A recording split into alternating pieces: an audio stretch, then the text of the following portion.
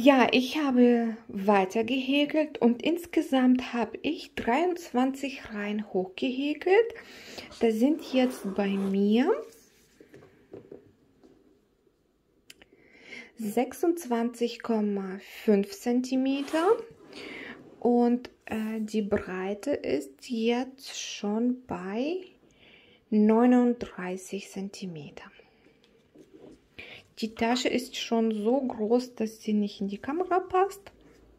Aber ich versuche ja so weiter zu zeigen, dass es zu sehen ist. Und wir fangen jetzt einmal die Taschenhenkel zu häkeln.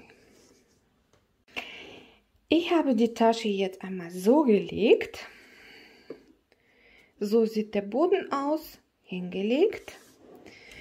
Dann hier einmal zusammengedrückt, dass die Tasche echt flach wird. Hier so sieht es aus. Und dann habe ich hier die Mitte mit Marker markiert. Von einer Seite, auch von der anderen Seite. Dann von Marker aus habe ich 1, 2, 3, 4, 5, 6 Maschen nach links gegangen und die 6. Masche habe ich mit Marker markiert. Genauso hier 1, 2, 3, 4, 5 und 6. Die Masche habe ich jetzt auch markiert und auf der anderen Seite genauso. Und dann habe ich nochmal geguckt, dass es auch alles gerade ist und symmetrisch ist. Dann habe ich die Tasche einmal so ausgepackt und nochmal kontrolliert, dass das hier an einer Seite und an der anderen Seite, wenn man diese Tasche einmal wieder so zusammenklappt, auch die Mitte ist.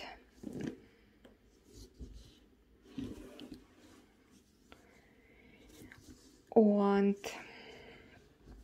ich habe von hier angefangen. Hier kommt meine Reihe, die Reihe verbunden habe. So sieht es aus. So, und an diese erste Masche fange ich dann die Henkel rauszuhäkeln.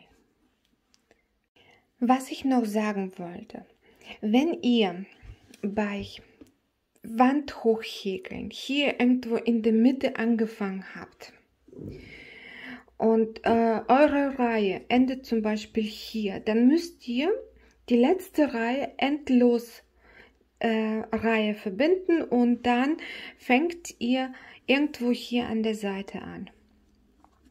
Und bei mir ist es sehr knapp geworden, passt genau hin, dass ich meine letzte Masche hier gemacht habe und da fange ich hier die Masche an. Am besten ihr fängt dann irgendwo in der Mitte von diesem Halbkreis an, ne? Dann endet ihr ungefähr hier und dann müsst ihr nicht keinen Faden abschneiden, gar nichts. Und dann fängt ihr mit der Reihe an, kommt hier bis zur Markierung an und dann fängt ihr mit den Taschenhenkel los. Dann wollen wir jetzt beginnen. Ich mache jetzt die erste Masche und die neue Reihe zu beginnen. Dann von den mittleren Marker zähle ich 6 Maschen, also von den Marker bis zu diesen Markern. 1, 2, 3, 4, 5 und 6. Und da mache ich auch eine feste Masche. Und die mache ich fest.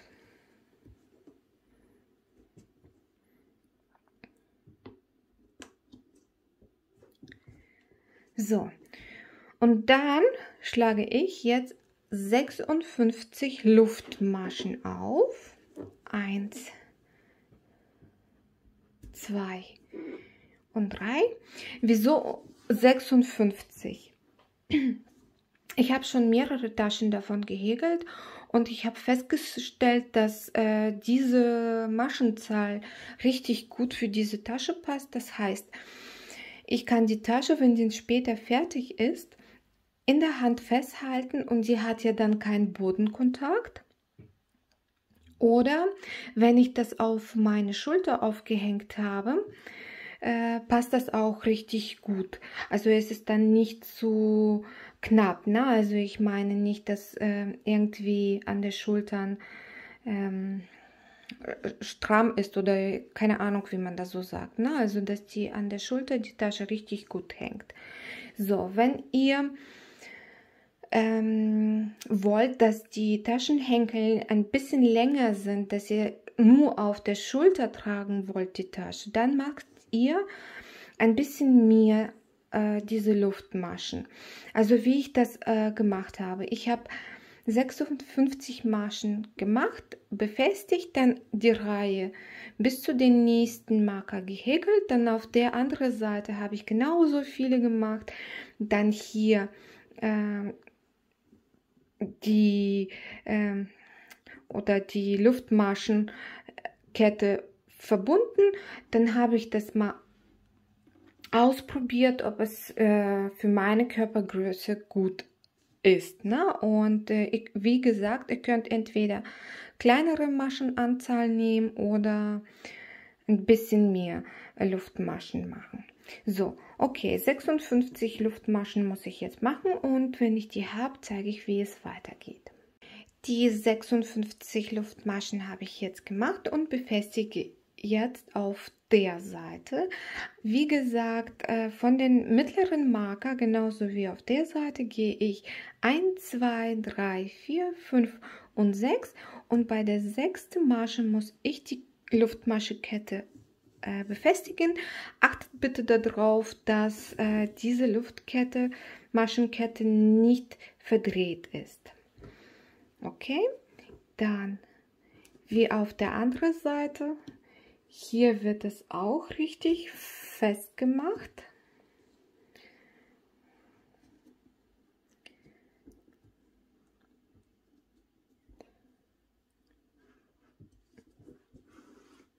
Der Marker kann jetzt einmal weg.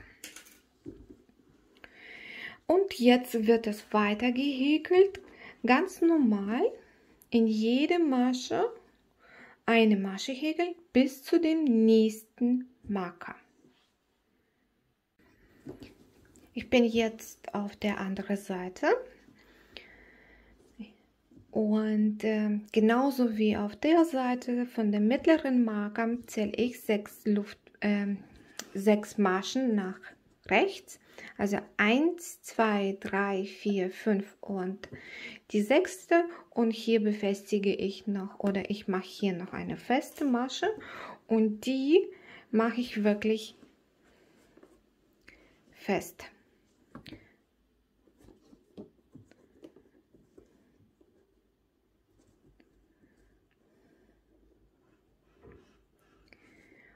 Und wieder 56 Luftmaschen.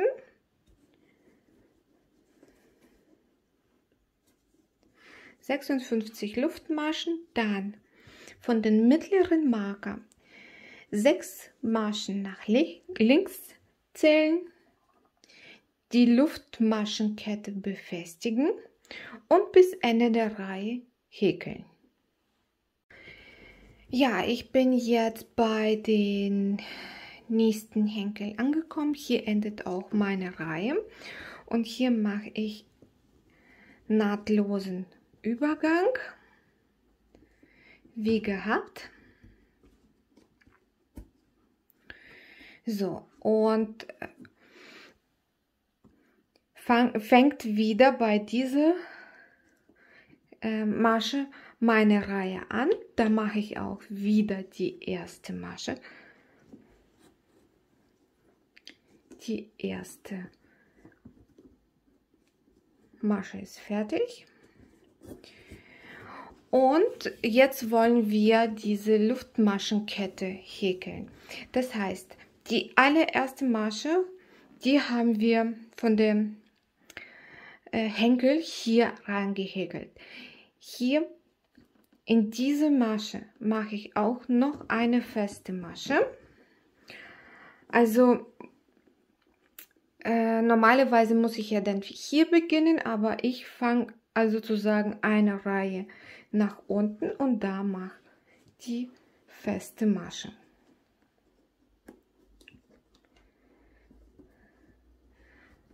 Und ziehe das einmal gut fest. So sieht es aus. Und jetzt, wir hatten hier 56 Luftmaschen, also hier müssen dann 56 feste Maschen gehäkelt sein. Und in jede Luftmasche mache ich hier eine Festmasche.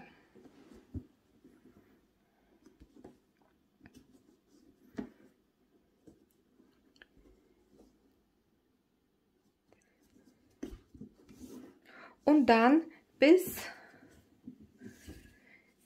Ende der Reihe sozusagen oder bis die letzte Luftmasche, und hier zeige ich, wie es weitergeht. Ja, ich bin am Ende der Luftmaschenkette angekommen. Hier muss ich noch die letzte Luftmasche häkeln, also noch eine feste Masche. Und genauso wie auf der Seite mache ich jetzt eine Reihe tiefer gehen und da mache ich eine feste Masche.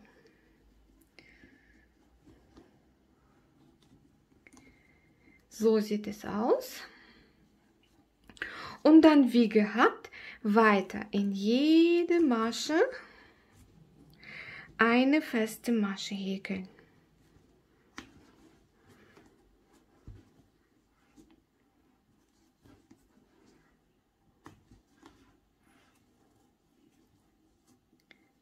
So, bis zu dem nächsten Henkel, und dann zeige ich, wie es weiter ist. So, beim nächsten Henkel angekommen. Dann, hier gehe ich wieder eine Reihe tiefer und mache so die erste Masche.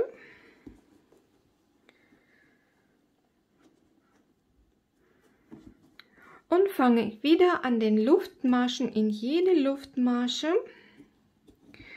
eine feste Masche häkeln. In jede Luftmasche wird eine feste Masche gehäkelt, bis dir keine Luftmaschen oder alle Luftmaschen mit festen Maschen gehäkelt haben. So, wieder bei der letzten Luftmasche angekommen, da mache ich noch die letzte.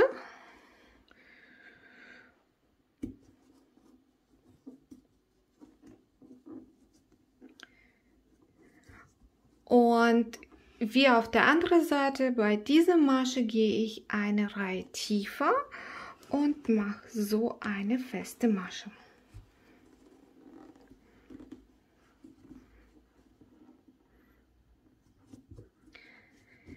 So sehen jetzt die Henkel aus. Und dann weiter bis Ende der Reihe häkeln. So, ich bin jetzt am Ende der Reihe angekommen und hier mache ich wieder nahtlosen Übergang und mache dann die erste feste Masche in der nächsten Reihe. So, und das wird die letzte Reihe sein. Dann machen wir die nächste Masche, wird wieder da gehäkelt wie die Reihe davor. Also, ich mache jetzt eine sehr lange feste Masche. Die kann auch ruhig fester sein. So.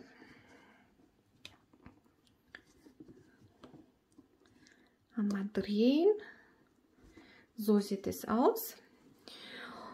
Und da, wo wir in der Luftmaschenkette eine Maschenkette, feste Maschen gehäkelt haben, machen wieder feste Masche, also Reihe tiefer gehen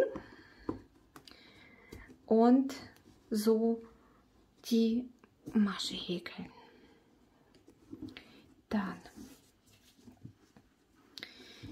die nächste Masche, also wieder die Reihe tiefer gehen und die nächste Masche häkeln. Und so machen wir am ganzen Henkel. Und wenn wir hier angekommen sind, zeige ich, wie es weitergeht. Ich mache jetzt noch die letzte Masche auf dem Henkel.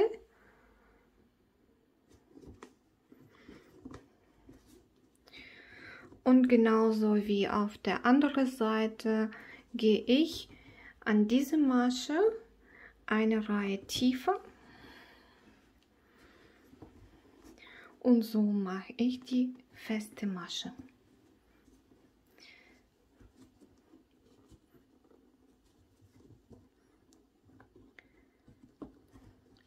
So sieht es jetzt einmal aus.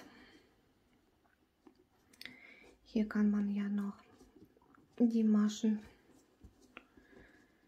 einrichten, dass sie einigermaßen gut aussehen. So sieht der erste Henkel aus. Dann, ich mache jetzt wieder in jeder einzelnen Masche eine feste Masche häkeln bis zu den nächsten Henkel. Und genauso wie auf der Seite gehe ich hier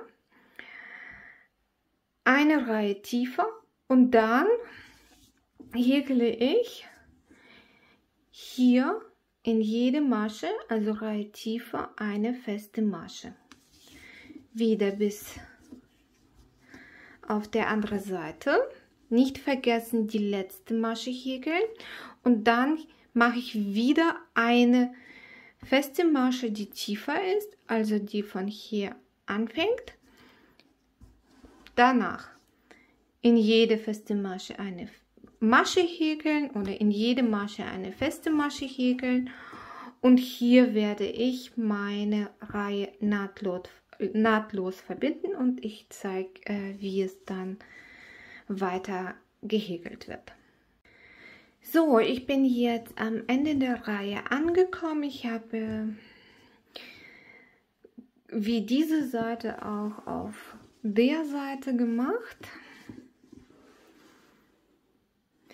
So, eine Reihe tiefer gegangen und dann so eine lange feste Masche gezogen. Dann in jede Masche habe ich eine lange Masche gehäkelt. Dann auf der Seite genauso tiefer gegangen. Hier habe ich in jede Masche eine feste Masche gehäkelt und am Ende der Reihe angekommen. Und das war die letzte Reihe. Jetzt kann ich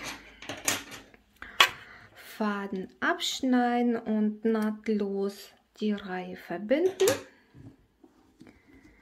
So, Faden rausziehen, mit der Häkelnadel durchgehen unter diesen beiden Schlaufen, Faden holen und auf die andere Seite ziehen. Von der anderen Seite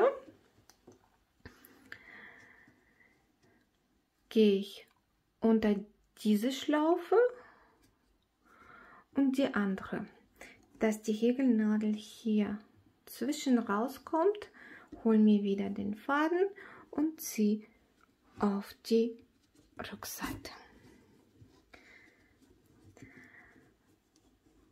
So, am Faden ziehen, dass alle Maschen hier oben gleich aussehen und von der Rückseite wird dann auch noch dieser Faden versteckt. Und so ist die Tasche fertig. Die Marker kann man jetzt auch abmachen. So sieht jetzt die Tasche aus. Sie passt leider nicht ganz in die Kamera. Ich gebe noch mal die Maßen. Also, hier waren 26,5 cm sind auch geblieben. Und da wir hier noch 3 Reihen gehäkelt haben, sind wir bei 29,5 cm angekommen. Und die Henkel haben die Länge, fangen wir mal von da an.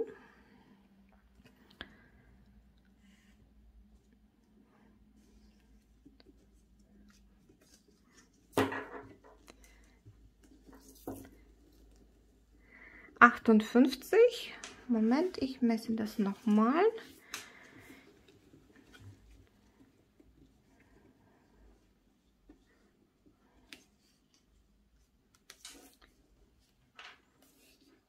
Nee, das sind mehr als 58, das sind tatsächlich 63 cm.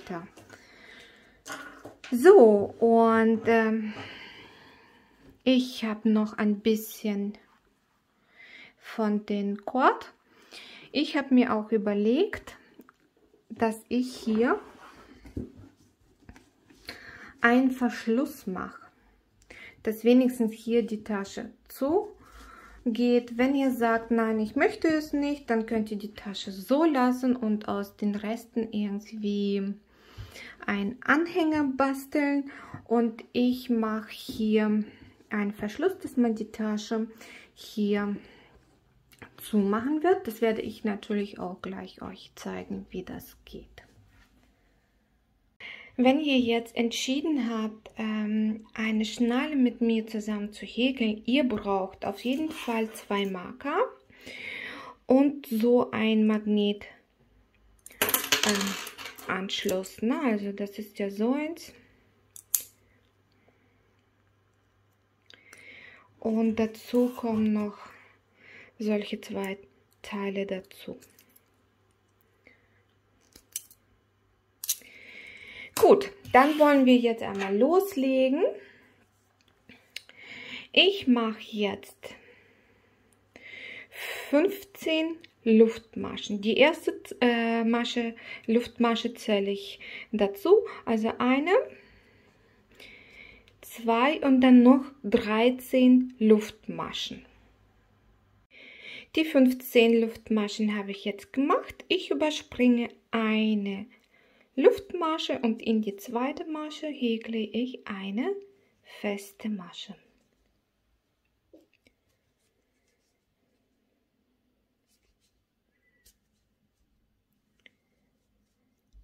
Zwei, 3,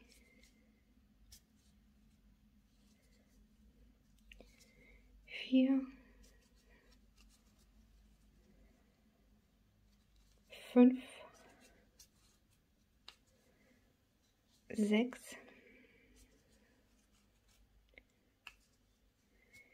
7, 8,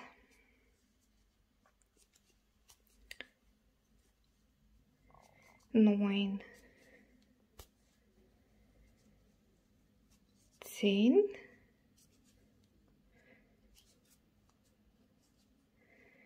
11,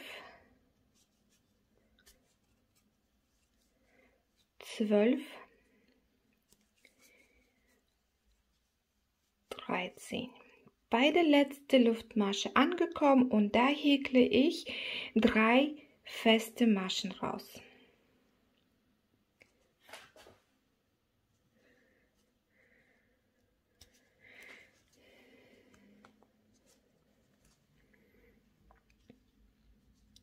Und hier hänge ich jetzt auch den Marker auf. Dann noch 2.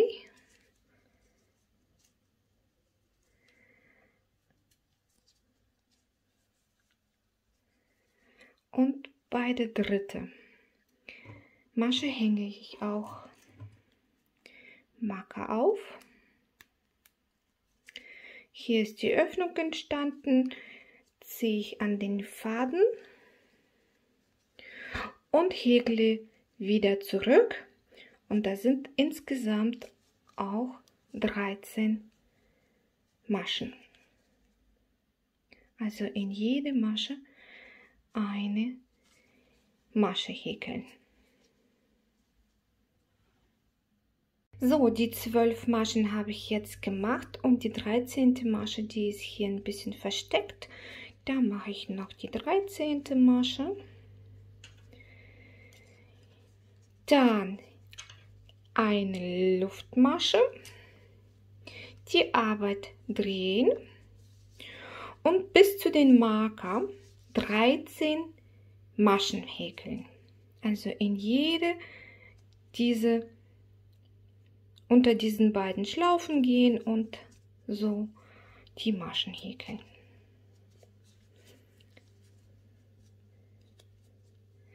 Bis zu den Marker sind 13 feste Maschen. Die 13 feste Maschen habe ich jetzt gemacht, bis zu den Marker angekommen. Ich mache mal Marker ab. Und jetzt da, wo wir diese 3 Maschen haben, werden wir dort verdoppeln, also in jede Masche 2 Maschen häkeln. Die erste habe ich, da hängen wieder den Marker auf.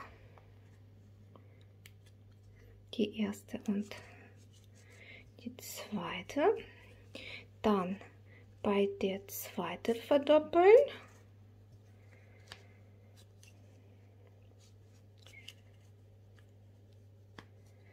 Und die dritte verdoppeln.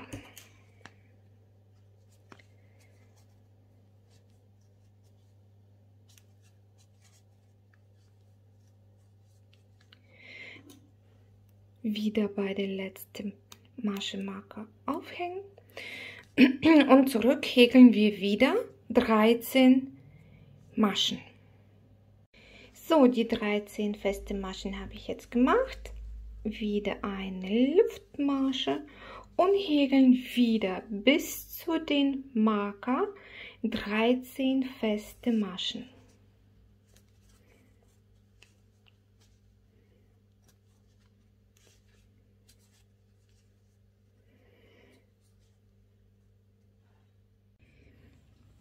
So, bei den Marker angekommen. Marker werde ich jetzt einmal abmachen und die erste Masche verdopple ich.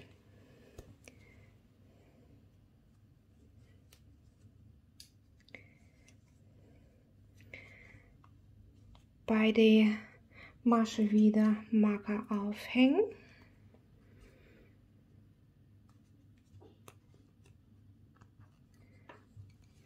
Und noch eine Masche häkeln. Dann eine einzelne Masche. Die nächste Masche verdoppeln.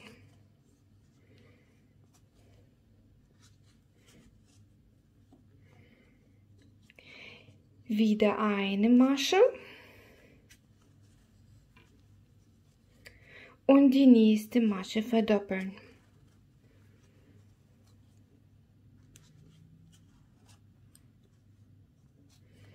Und bei der letzten Masche eine Masche häkeln. Und wieder Marker aufhängen.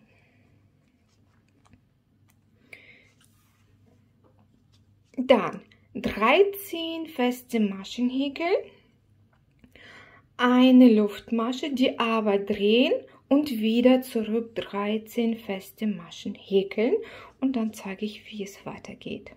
So, ich bin dann bei Marker angekommen. Marker mache ich einmal ab und die erste Masche werde ich verdoppeln. 1 und 2. Hier brauche ich keinen Marker mehr aufhängen, weil das die letzte Reihe ist. Dann 2 einzelne Maschen häkeln.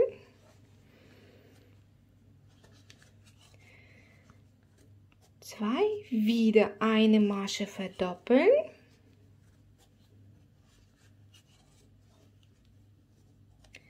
Und nochmal 2 einzelne Maschen häkeln.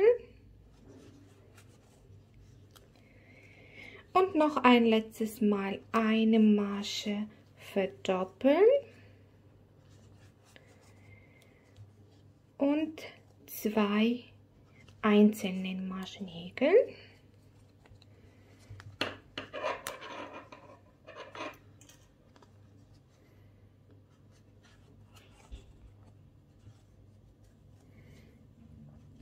So, und dann wieder 13 feste Maschen häkeln, und was wir weitermachen, zeige ich euch noch. So, die 13 feste Maschen sind jetzt fertig. Wir häkeln jetzt noch eine Reihe, die hier ist. Ich mache jetzt noch eine Luftmasche. Da, wo die 13. feste Masche war, mache ich noch eine Masche. So drehen wir die Arbeit einmal auf diese Seite. Die nächste Masche würden wir auch hier machen, aber wenn wir die jetzt einmal so häkeln, entsteht eine große Öffnung. Deswegen, hier ist so eine Schlaufe. Ich gehe unter diese Schlaufe durch, dann durch diese Öffnung, hole mir den Faden, ziehe durch und mache so eine feste Masche.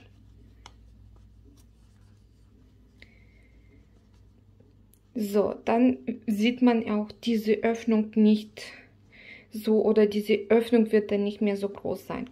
Dann die nächste Masche.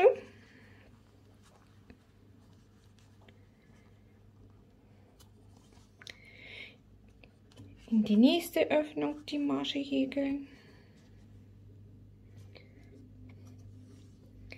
Dann wieder an so eine Masche angekommen oder so eine Öffnung angekommen. Ich gehe wieder durch diese Schlaufe durch, hole mir den Faden und mache so eine Masche. Dann die nächste. Wieder so eine Öffnung. Durch die Schlaufe durch die Öffnung, Faden holen und eine feste Masche häkeln. Und die letzte Masche machen wir einmal hier unter diesen beiden Schlaufen gehen und feste Masche häkeln. So sieht dann einmal aus. Da mir noch ein bisschen Wolle geblieben ist, ich mache noch eine Kettmaschenreihe bis hierhin. Also, ich mache eine Luftmasche, dann gehe ich dahin, da wo ich die letzte Masche gemacht habe, hole mir Faden und ziehe einmal durch. Dann die nächste Masche.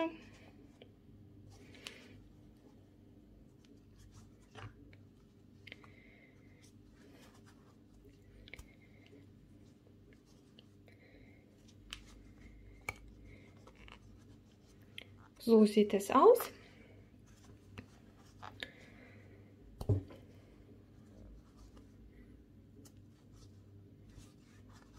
Und so mache ich dann die Kettmaschenreihe bis der letzte Masche. Die Kettmaschenreihe ist jetzt einmal fertig, und da wo die Luftmasche war, bevor wir hier die Reihe gemacht haben, mache ich auch noch eine Kettmasche.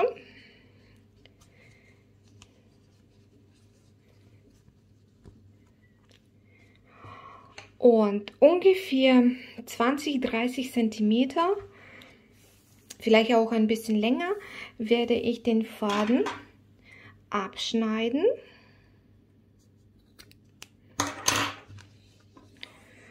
Und dann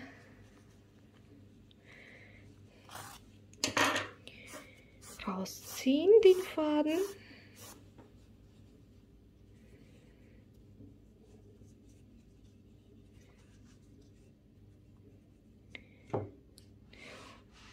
So, bevor wir das an der Tasche annähen, machen wir erstmal den Anschluss oder diesen Magnetknopf hier dran. So, dann schneide ich ungefähr solche zwei Faden.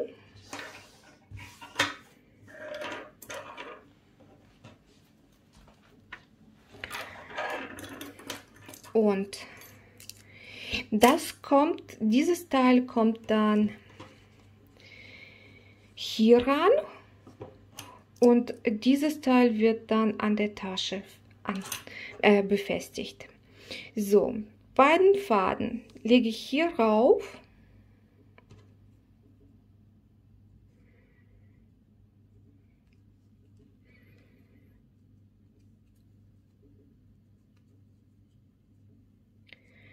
So, ich gucke mal, dass das an beiden Seiten gleiche Länge ist. Und mit diesem Ring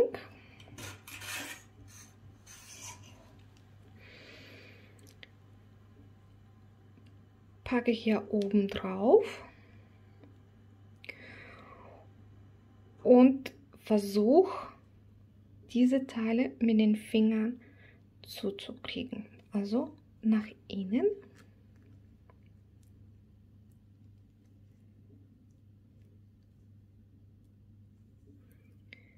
So sieht es aus.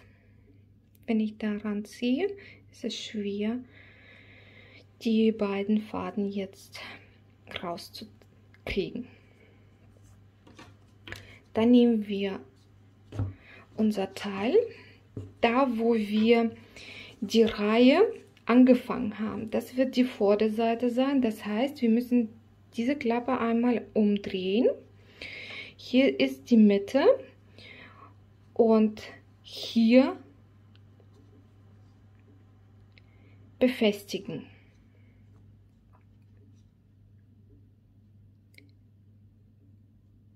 So, dafür nehme ich kleinere Häkelnadeln.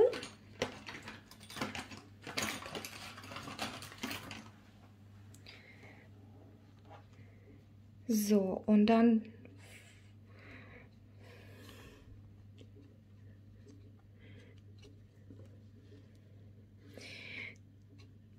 irgendwie eine Öffnung finden und Faden auf die andere Seite ziehen.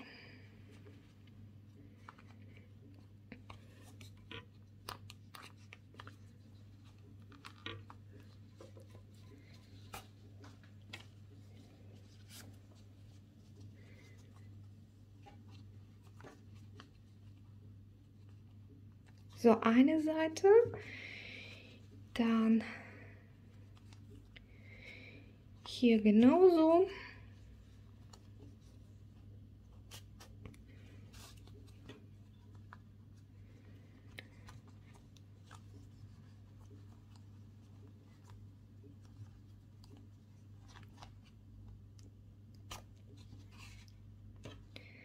So sieht es aus.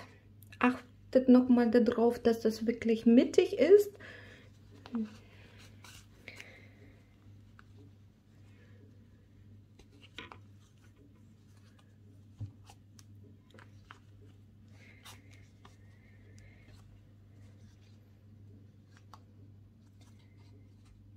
So.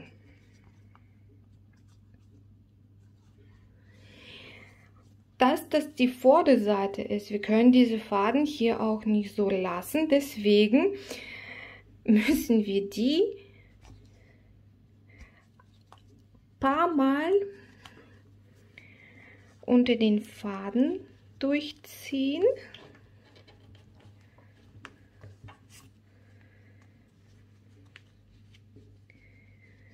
Und dann wieder auf die Rückseite rausziehen.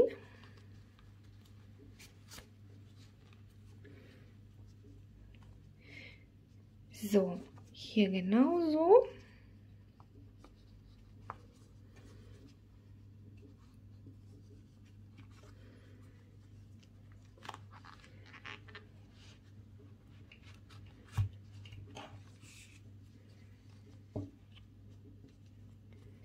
und dann wieder auf die Rückseite ziehen.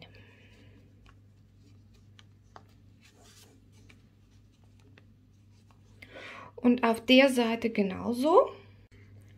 Ich habe jetzt die ganzen Faden auf die Rückseite gezogen und versuche die jetzt einmal hier zu verstecken. Also ich mache noch Knoten.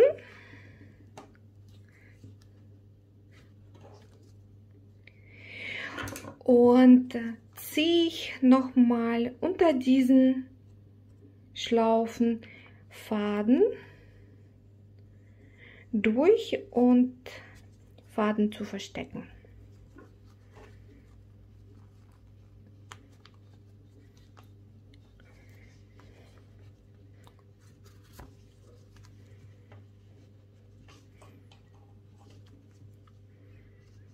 Hier mache ich genauso.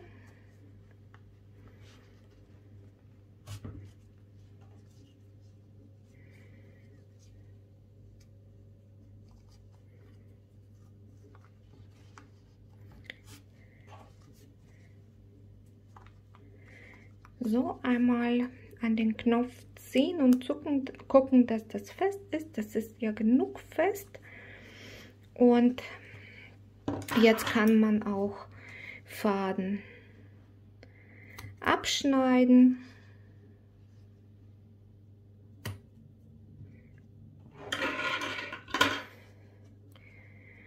Und da ist nichts mehr zu sehen. Und auf dieser Seite mache ich genauso. Die ganzen Faden sind jetzt alle versteckt. Es sieht jetzt so aus. Und wir wollen jetzt dieses Teil an der Tasche anbringen. So, das heißt, hier haben wir Faden befestigt. Den muss ich jetzt wieder mal auseinanderziehen. Also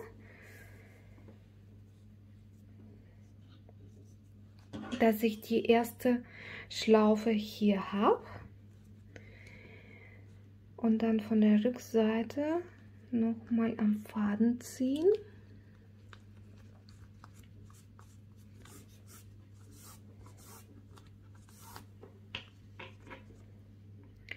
Und mache dann noch eine Kettmasche, die wir jetzt eigentlich auseinandergenommen haben, ne? So, das ist jetzt fertig. Jetzt nehmen wir unsere Tasche.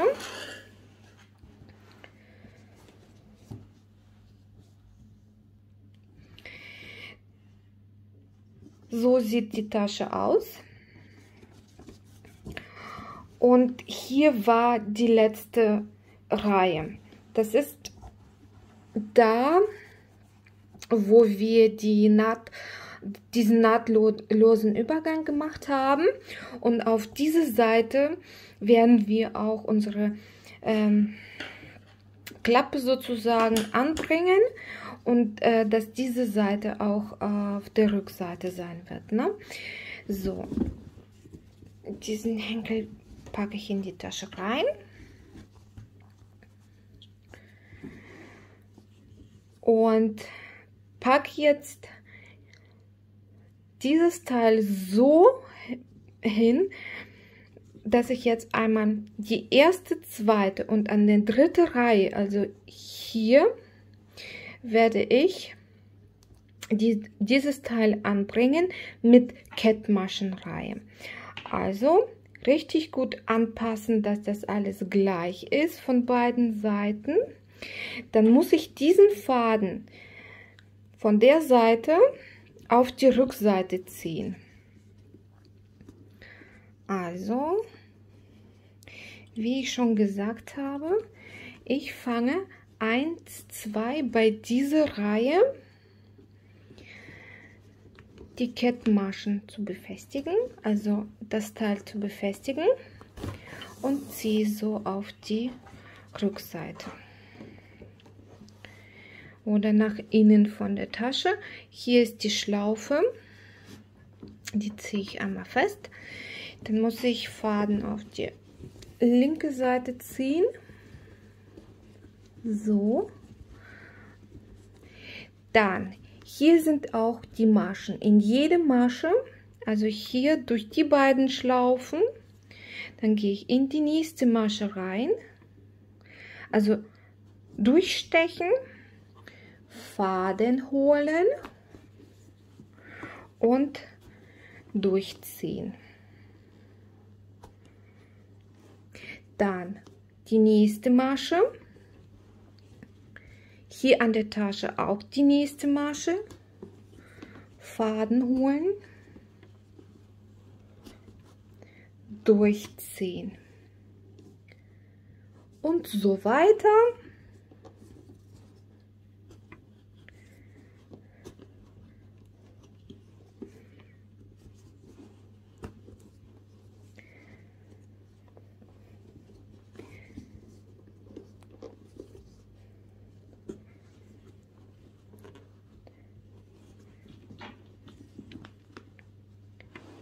So, nochmal gucken, dass das alles symmetrisch ist von beiden Seiten. Wenn nicht, dann macht sie wieder auseinander. So wie es zum Beispiel bei mir ist. Es ist jetzt, sehe ich, dass das falsch ist. Das muss ich nochmal auseinandernehmen. Und diesen Faden rausziehen. Und dann an diese Masche durchziehen.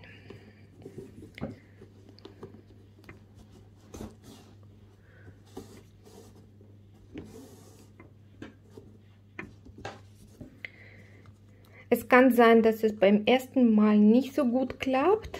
Also müsst ihr keine Angst haben, das wieder auseinanderzunehmen, und macht so, dass das alles symmetrisch ist und die gleiche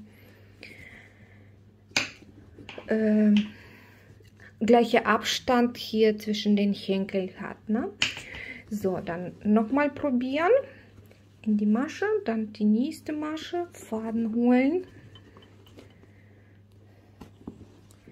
durchziehen. Nächste Masche, Faden holen und durchziehen.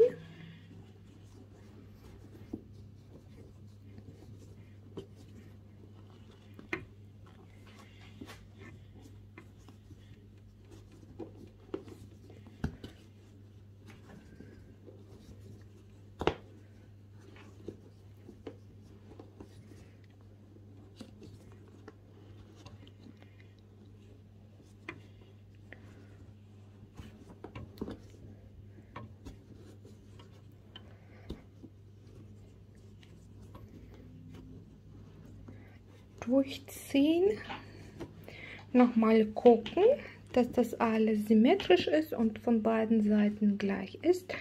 Ja, passt. Und dann weiter häkeln, also weiter mit befestigen.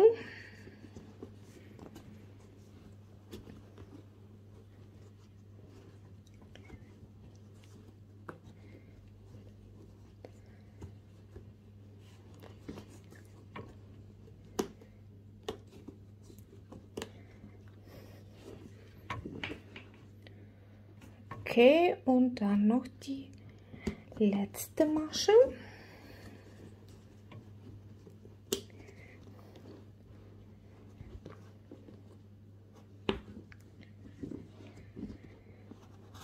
So sieht es aus.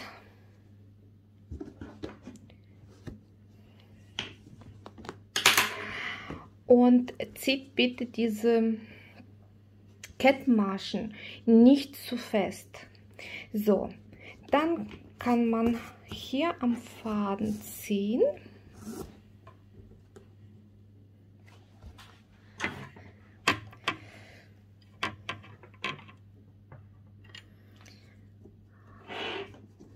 Und jetzt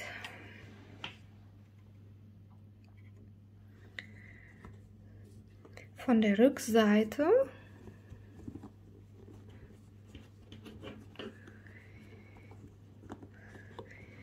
Faden holen und in das Innere von der Tasche durchziehen. Hier ist der Faden.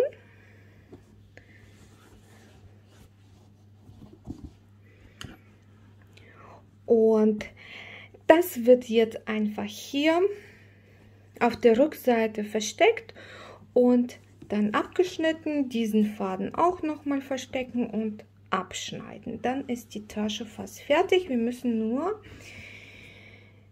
diesen Teil auf der Seite anbringen. So, auf der Rückseite habe ich jetzt die ganzen Faden versteckt. Es sieht jetzt immer so aus. Und wenn man das hier so macht, sieht so aus. So, dann müssen wir noch zum Schluss diesen Teil anbringen. Da habe ich ja schon 2 Faden abgeschnitten, die packe ich jetzt hier rauf. Achte darauf, dass das auch gleiche Länge ist von beiden Seiten von dem Faden.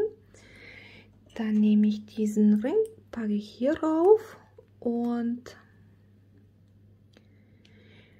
jetzt drücke ich die Teile nach unten.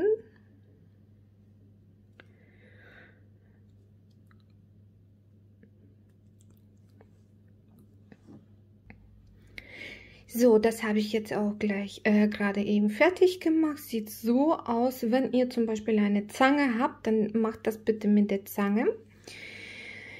Jetzt kommt noch so, dass wir diese Schnalle sozusagen hinlegen. Achten darauf, wo unser Knopf ist.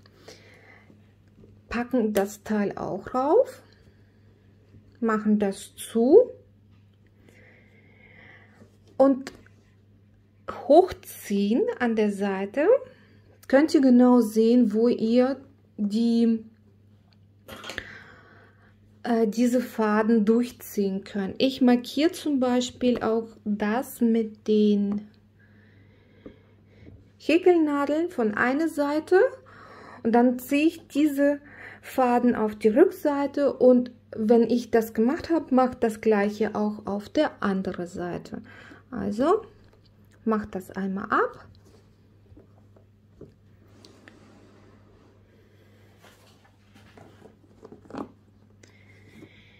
Dann hole ich den Häkelnadel raus und da, wo das vorhin war, ziehe ich den Faden auf die Rückseite. Da mache ich genauso.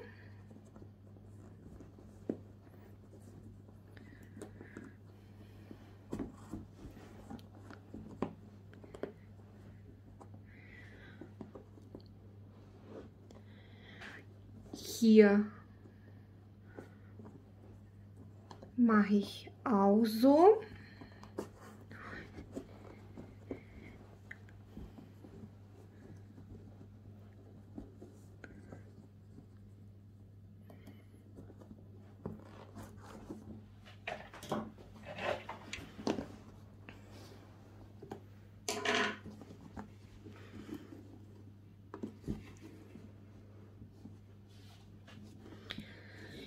Dann noch mal zumachen. Also das darf nicht ganz stramm sein, ne? Also dass wenn die Tasche nachher mit irgendwas befüllt ist, dann geht sie nachher nicht mehr zu.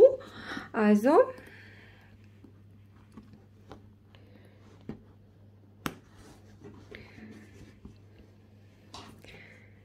sieht so aus.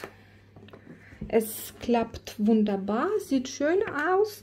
Und dann kann ich wieder auseinander machen und die Tasche so drehen, dass man von der Rückseite, also die 2 Faden, die nebeneinander sind, da mache ich Knoten. Von der anderen Seite auch so, das ist schlecht zu sehen leider.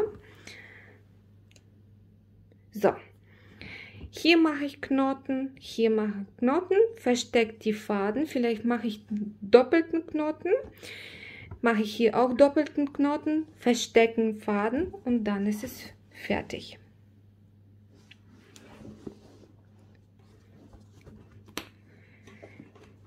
So, dann einmal alles befestigen und dann ist die Tasche fertig. So, die Tasche ist jetzt fertig. Ich habe alle Faden versteckt. Also hier, auch innen drin sieht man nichts mehr.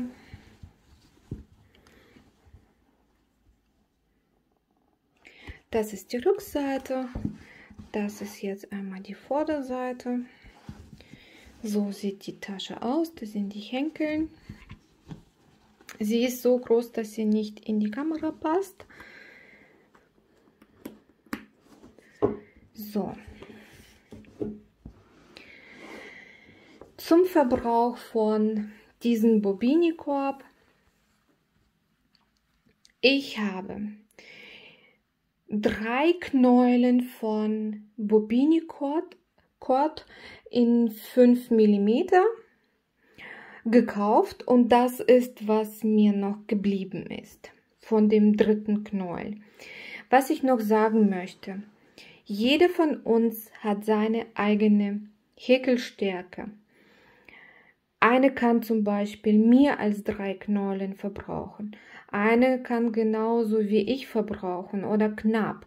Also jedes Mal, wenn ich so eine Tasche häkele, letztes Mal hatte ich alles verbraucht.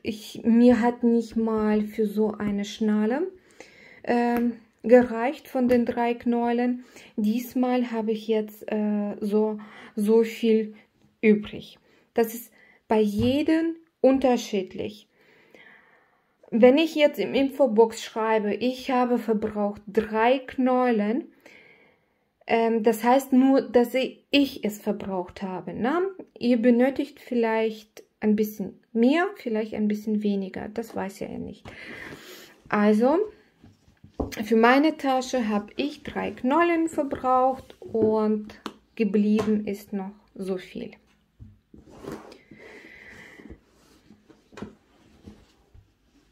Dann werde ich die Tasche noch einmal bügeln.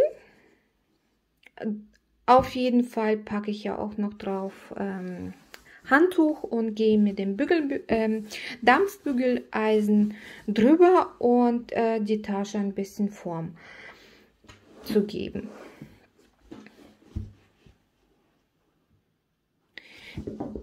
So sieht die Tasche aus.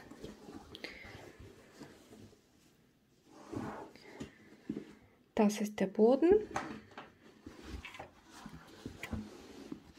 Und wie gesagt, die passt nicht in die Kamera, wenn sie steht.